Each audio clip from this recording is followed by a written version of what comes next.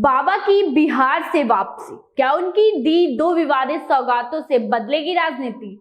बिहार में काबा बाबा, हाँ, बागेश्वर वाले बाबा ने यही कहा, लेकिन आज वह लौट जाएंगे तो उनकी बातें नहीं रहेंगी। वह जा रहे हैं मगर उनकी दी 2 विवादित सौगातें जरूर रहेंगी। वह सौगातें टिक गई तो बिहार ही नहीं देश की राजनीति में बदलाव देखने को मिल सकता है। तो नमस्कार, मैं माही त्रिपाठी, आपका स्वागत है विजडम न्यूज में। आपको बता दें कि बागेश्वर धाम वाले बाबा पंडित धीरेन्द्र कृष्ण शास्त्री ने कई बार कहा, सरकार ने यह कर दिया, सरकार ने वह कर दिया। वह बागेश्वर धाम सरकार के बारे में बोल रहे थे, लेकिन कुछ लोग इसे बिहार सरकार के बारे में प्रचारित करने लगे। ना समझी में लोग यह तक कहने लगे कि बाबा भाजपा का समर्थन करने आए और गाने लगे महागठबंधन सरकार के गीत। लेकिन राजनीति के समझदार लोगों के लिए भी बाबा ने कई बातें कह दी, जिस पर महासंग्राम छिड़ चुका है।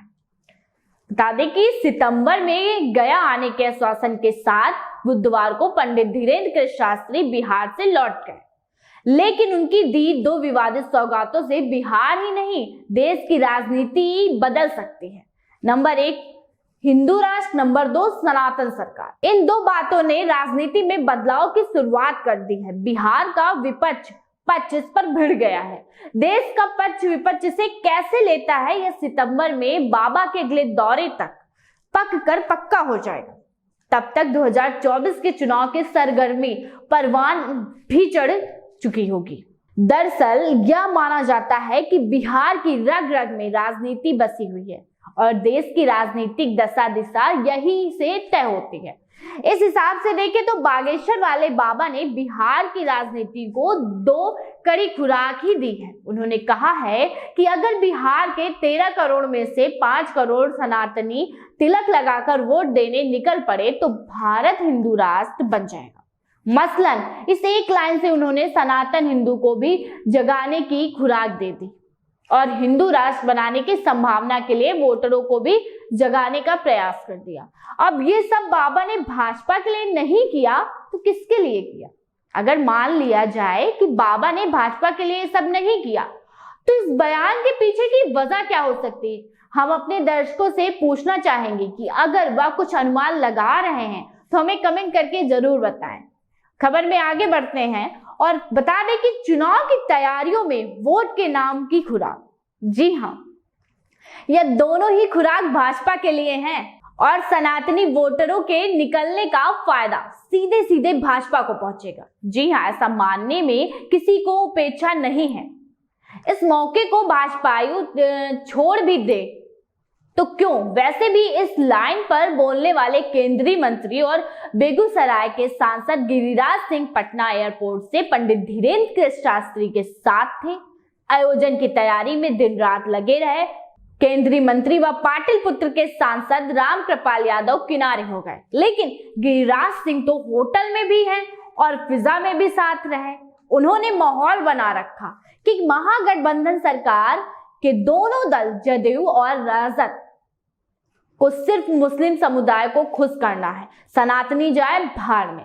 इस लाइन पर रहने वाले भाजपा विधायक हरिभूषण ठाकुर बचौल भी बिहार सरकार पर तुष्टीकरण का आरोप लगाकर उसे हिंदू विरोधी बताने से पीछे नहीं हटे।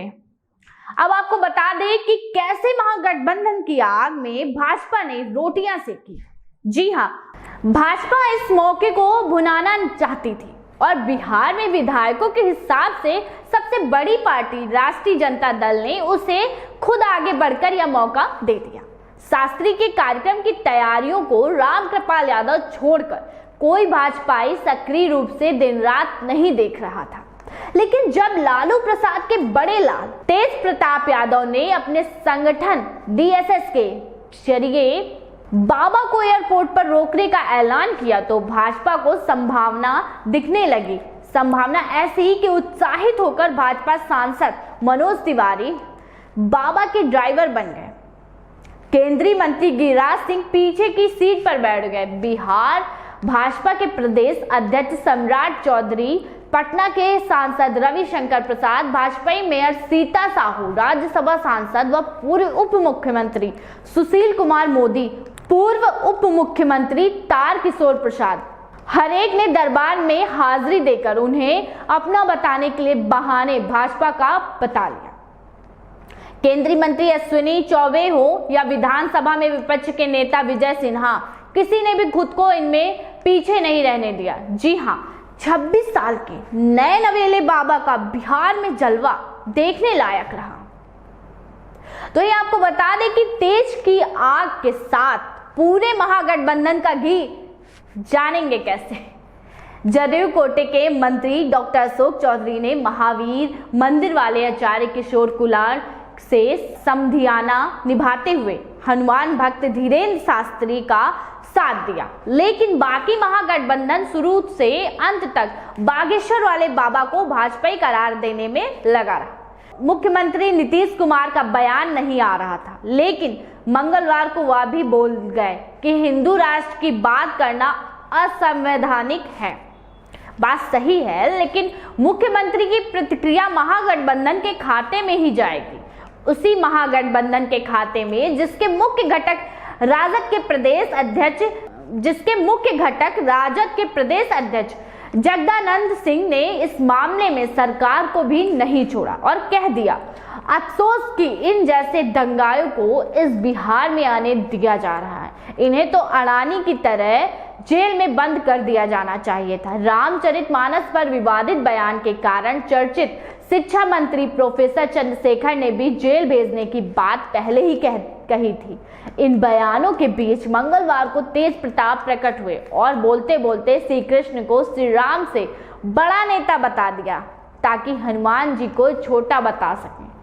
आज से यह बताना था कि हनुमान जी के भक्त धीरेन्द्र कृष्ण शास्त्री जिस बिहार में आए वह श्री कृष्ण के वंशज का शासन है। जी हाँ, अंतिम प्रभाव की बात करें तो यह गणित भी जान लें।